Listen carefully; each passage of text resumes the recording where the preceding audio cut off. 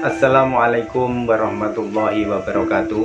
Apa kabar sahabatku dimanapun berada? Semoga tetap sehat, tetap bahagia, tetap semangat, dan jangan lupa selalu berdoa dan selalu berserah diri. Sahabatku yang masih di bulan Fitri ini, saya mengucapkan minal aidin wal faizin, mohon maaf lahir dan batin. Sahabatku, kalau kita sudah memaaf-maafkan tentunya ke siapapun dan dimanapun, kita tidak boleh lagi ada merasa kecewa, dendam, sakit hati ke siapapun. Cuman masih banyak beberapa orang-orang, mungkin setara orang yang disegani, atau guru, atau seorang ustadz, atau seorang ulama, kadang sebagai guru kita, atau orang-orang yang dianggap berpengaruh lah ilmunya di masyarakat. Kalau yang minta maaf atau mungkin yang lebaran orang-orang di bawah kesannya kurang ditanggapi, tapi kalau orang-orang besar selalu cepat cara menanggapinya. Contohnya kalau di medsos dan sebagainya, kalau ada orang-orang biasa ngirim ucapan selamat lebaran, kesannya masa bodoh saja. Tapi kalau orang yang penting, cepat sekali meresponnya. Sahabatku, bagi saya orang-orang begini atau guru-guru yang sifat begini saya nggak begitu simpati. Kenapa? Kalau bagi saya mengutamakan orang-orang yang di bawah kita, yang kita cepat respon, maksudnya bagaimana? Biar dia bahagia, dia juga senang, rasa dihargai.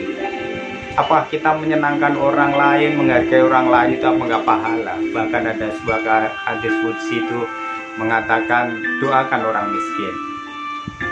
Maka dari itu sahabatku, dan saya pribadi, kalau saya punya seorang guru, punya seorang ustadz atau seorang ulama yang merasa ilmunya baik, selama ini membimbing orang banyak, tapi kalau suka merendahkan orang-orang yang masih di bawahnya, orang-orang kecil, kalau orang besar cepat merespon, orang kecil dibikin lambat-lambat, mungkin saya pelan-pelan akan menjauh dan saya menghindar nyari guru-guru alim yang lain. Sahabatku, begini ini tidak asing lagi di dunia kita atau di negeri kita ini. Kalau orang kaya cepat sekali cara meresponnya, kalau orang itu hebat cepat sekali meresponnya. Tapi kalau orang-orang pinggiran, orang-orang yang dianggap kurang berekonomi, berpendidikan, dianggap remeh.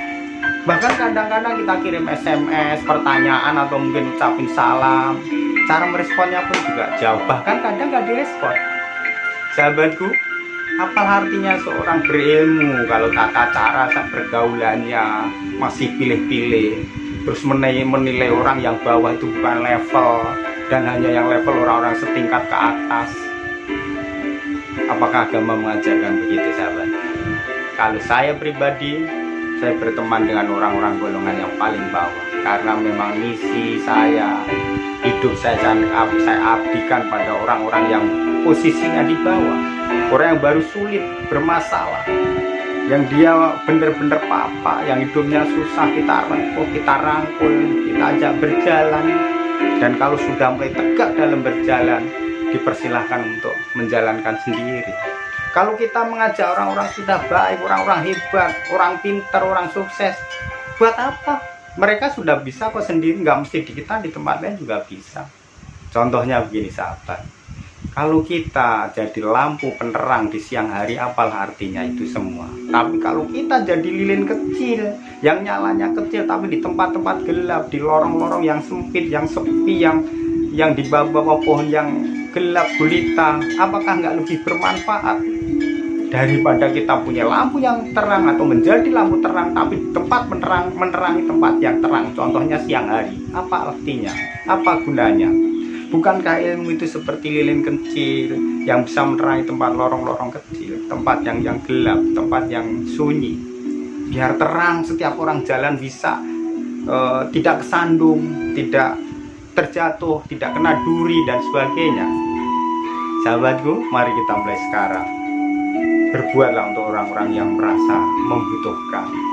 Ilmu kita buat orang yang membutuhkan, jangan hanya bisa bicara doang, menyampaikan di mana-mana, sayangi umat, sayangi orang miskin.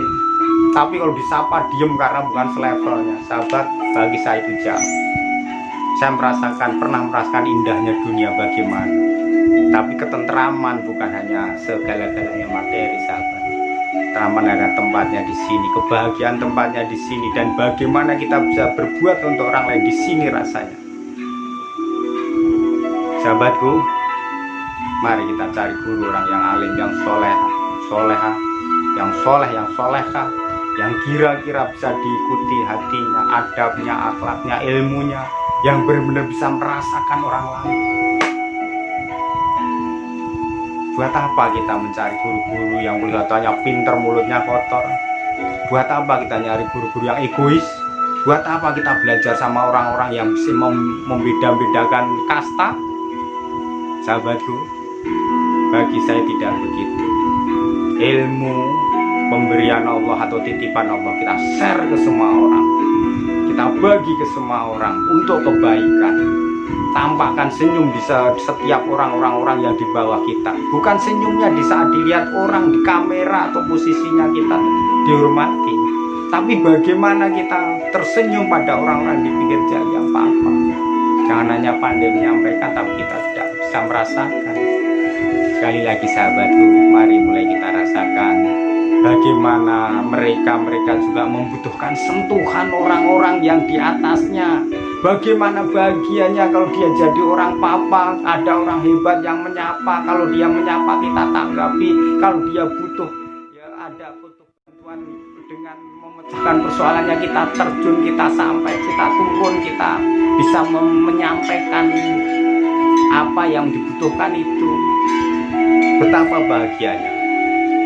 Kalau orang-orang hebat banyak harta tidak sulit sahabat. Bisa cari guru di mana, bisa belajar di mana, dan kemanapun saja bisa. Tapi bagaimana orang-orang di bawah? Terima kasih sahabatku. Mari kita berbuat untuk orang-orang yang membutuhkan. Bukan karena kita diliput, bukan karena kita biar hebat dilihat media, atau biar kita bisa diberitakan.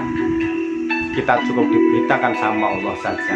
Apa yang kita lakukan, niatkan hati karena Allah. Biarkan apa yang kita lakukan ini orang lain tidak melihat, orang lain tidak peduli, tapi Allah peduli bahwa kita berbuat niatnya karena hati suci karena Allah dan lillahi ta'ala. Terima kasih sahabatku, kebenaran mutlak milik Allah, dan yang salah dari saya pribadi. Cukup sekian, jangan sesali masa lalu, syukuri saat ini, masa depan kita serahkan ke Allah. Wallahu muwaffiq ila aqwamit thoriq. Wassalamualaikum warahmatullahi wabarakatuh.